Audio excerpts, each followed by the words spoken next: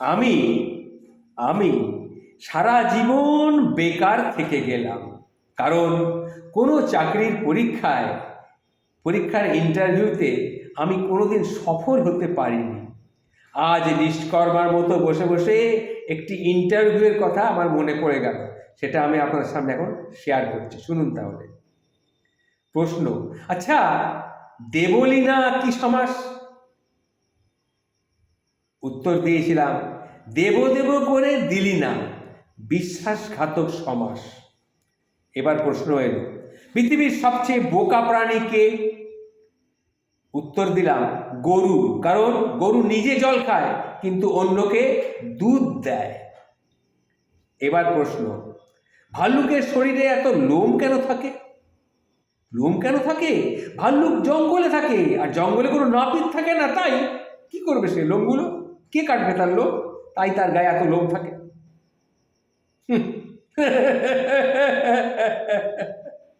সত্যি ভাবলে আশ্চর্য লাগে। অপারেশনের রোগীকে বলুন তো অজ্ঞান করা হয় কেন? বলতে পারবেন? আসলে রোগী যাতে ডাক্তারি না শিখতে পারে। আপনি যদি রোগীকে অপারেশন না করে তার অপারেশনটা করে ফেলেন, তাকে অজ্ঞান না করে অপারেশনটা করে ফেলেন, তাহলে তো আপনি যে কি করছেন সেটা তো সে শিখে ফেলবে। তাই ডাক্তাররা আগে রোগীকে অজ্ঞান করে নেয়, যাতে সে কিভাবে অজ্ঞান করছেন সেই ডাক্তারিটা রোগী যাতে শিখতে না পারে। কি ঠিক বললাম কি? আচ্ছা, ভারত ছাড়ো আন্দোলন কে করেছিল? কেন? বিজয় মালিয়া, তাই নাকি? আচ্ছা আচ্ছা। আচ্ছা, আর একটা প্রশ্ন, কোন পাখির ডানা আছে কিন্তু উড়তে পারে না? কেন? মরা পাখি। মরা পাখিরও তো ডানা থাকে, সে উঠতে পারে না। এটা ঠিক বলেছেন আপনি। আচ্ছা বলুন তো, ভারতের সবচেয়ে বৃষ্টি কোথায় হয়? কেন? মাটিতে হয়। ভারতবর্ষে আপনি বলছেন ভারতবর্ষে কোথায় সবচেয়ে বেশি বৃষ্টি হয়? আরে বেশি আর কম কি, সব যত বৃষ্টি তো মাটিতেই হয়। ঠিক, আপনি ঠিক বলেছেন। আচ্ছা, আচ্ছা বলুন তো, এই সাইক্লোন কাকে বলে? কেন? এটা তো খুব সোজা, জলের মতো সোজা। সাইকেল কেনার জন্য যে লোন নেওয়া হয় তাকে বলে সাইক্লোন। ও আচ্ছা, এ আপনার সত্যি আপনি এভাবে উত্তর দিচ্ছেন দেখি। আচ্ছা আচ্ছা, আর দু একটা প্রশ্ন করি আপনাকে। এই মাছ কেন কথা বলতে পারে না, বলতে পারবেন? আরে বাবা, মাছ কি করে কথা বলবে বলুন তো?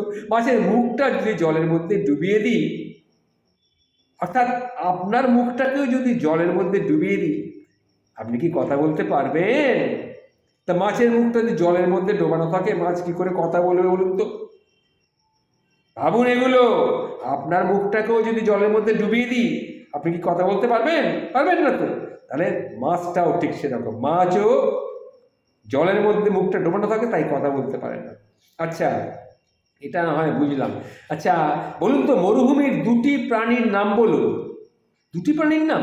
মরুভূমির দুটি হ্যাঁ হ্যাঁ, বলছি। এক হচ্ছে উট, আর উটের বাবা।